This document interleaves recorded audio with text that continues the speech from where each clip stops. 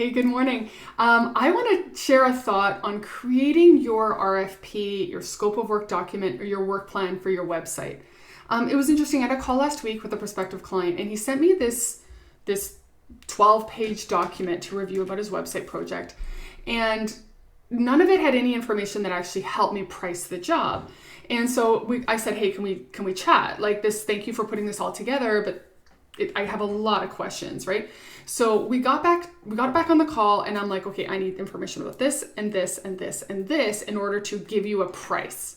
He's like, okay, no worries. Let me get back to you. So he sent me the information again, and he told me that he'd revised the document to include all this information. And I opened up the document again, and it wasn't there. And so I got back to him. I said, hey, I'm just wondering, like, I know you and I talked about this. I'm still waiting for this information. He's like, actually, you know what? My team and we didn't have time to do it. Just give me a best guess based on what's there.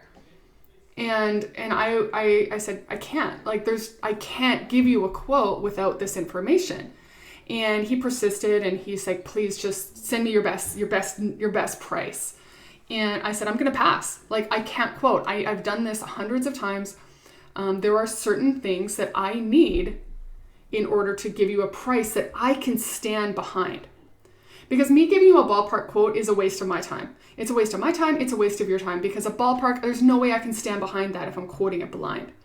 So what I want to explain to you in this video is, if you're shopping for a quote from a website person, there are a few things that we really, really need in order to quote accurately. And you can send us 12 pages, 20 pages, 1,000 pages of information.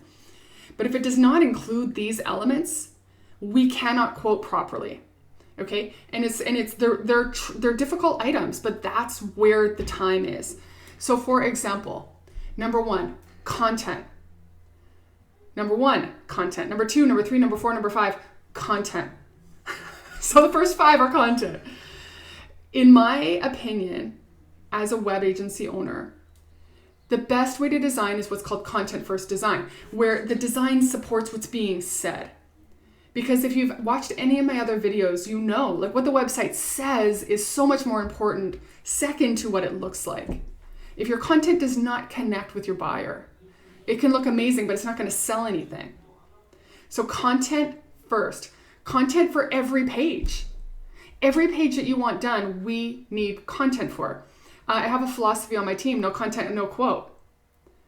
How can I possibly know how much design is going to be required if I don't know how much information needs to go on each page? And then how much design is required is going to affect how much development time is required, which is going to require how much quality assurance time. Like, it's a domino. It all starts with the content. Once you have the content, we can do site mapping and wireframing and all, but we can't even begin without having the content. And I know some web teams will do the content at the end. They'll design and they'll place hold for content.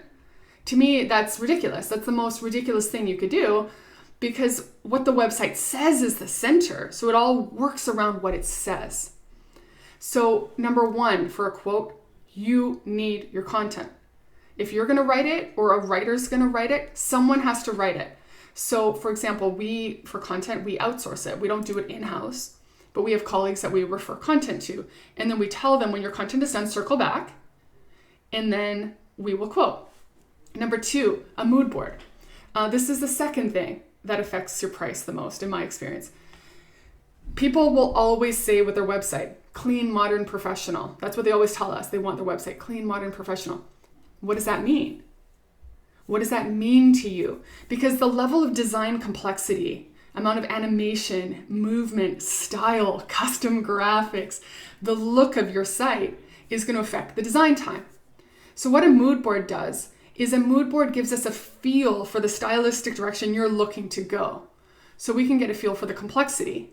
Because if you're looking for something super basic, that's going to be way faster than if you're looking for something with custom everything, and like it hovers and JavaScript and movement and parallax, and like it's going to completely affect the design quote if we know the style direction of what you're looking for.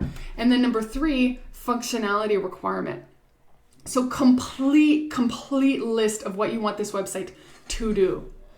Do you need API integrations? Do you need pop-ups? Do you need a CRM integration? Do you need e-commerce? Do you need a membership? Like everything. Do you want different functionality for mobile than on the desktop? Like, we need a complete list of what you want this site to do. So content, oh my gosh, what did I say? Mood board, content, mood board, functionality list.